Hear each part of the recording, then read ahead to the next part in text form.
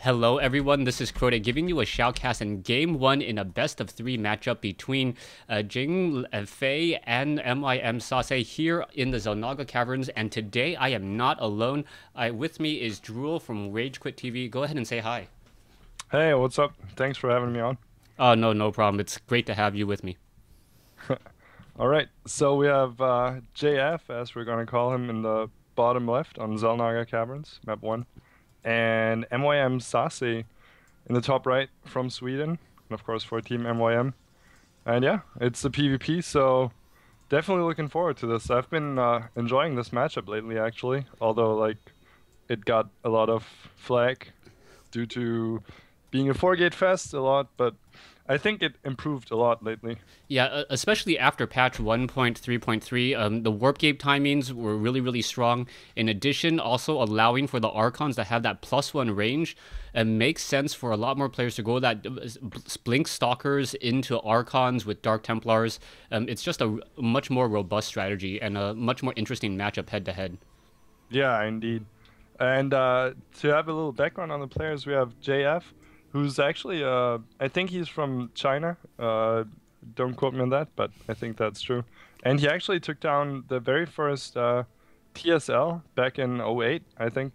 And that's definitely worth mentioning. And also SaSe, he recently won the Rakaka trip to Korea tournament, which the price for that was actually a ticket to Korea. So he's gonna head out there soon, and the win was over Dignitas Naniwa, so he is definitely looking strong in PvP if he can take down Naniwa. Yeah, that's actually looking pretty good so far. And based upon this matchup and what we're seeing right now, what do you think the players are really trying to go for? It looks like it's a pretty much mirror build, but definitely SaSe has an advantage with that Cybernetics core already up about 25 seconds ahead. Yeah, that's actually ridiculously early. I think we missed a little 10 gate there or something from SaSe though. So he's looking to have a very early warp gate timing here. But the interesting thing we see from JF here is that he goes for a 2-gate, and the Cybercore is starting a little wall at the ramp, and that's something that people have been doing increasingly.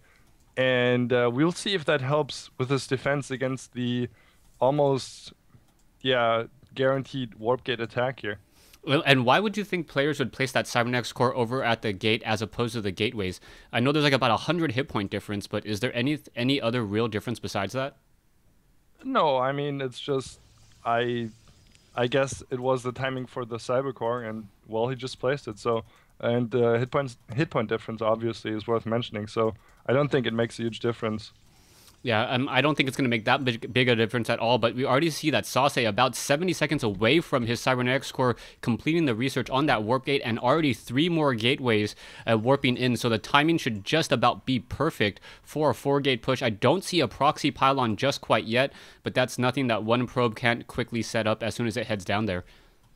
Yeah, and that proxy pylon is going to be crucial here, as JF is actually looking for the Stalker build that is designed to deny proxy pylon. But look at SaSe, is going for the pylons close to the base right away, very close, and 2 at a time. So it's going to be very hard for JF to actually out DPS those pylons. And JF, I don't know, he doesn't have enough gateways. He's looking to be in a little bit of trouble, although he just took out that first Zealot here. Yeah, and if he actually takes down this last Stalker, then I believe he can just go into the north side. And I like this play by JF. JF, by putting down additional gateways in this position, he's not going to be able to warp in actually onto that high ground, but he's going to have he may lose a couple of those Stalkers in that positioning there, and a brilliant force field finally coming into play as the Stalkers are going to be able to at least clear down 1, if not 2 of those pylons. Yeah, this is very clutch play from JF.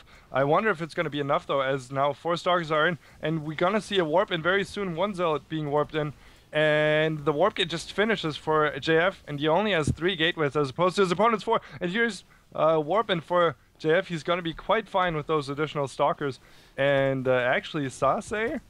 Oh no, the Zealots can connect here, And I'm not sure if JF can hold this here.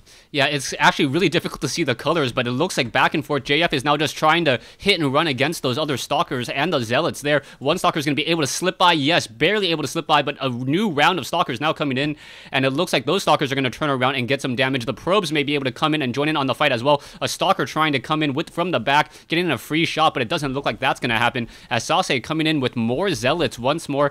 Probes finally coming off the mineral line there, and that's a Stalker from the low ground finally getting in some shots, but with so many probes now down for JF, it looks like SaSe may be able to take this as more and more Zealots are coming in and warping in along this high side. SaSe is still wandering around back and forth. Another Stalker getting taken down here, but army-wise, I think JF actually has a slight advantage.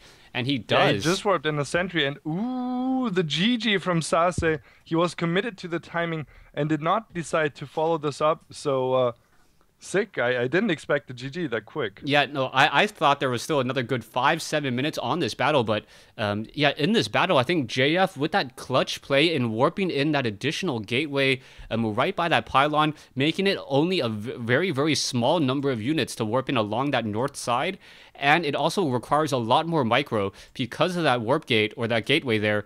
And Protoss players like to blindly warp in things, especially in very, very frantic moments, but SaSe had to be very careful, otherwise he may actually block himself from warping in units.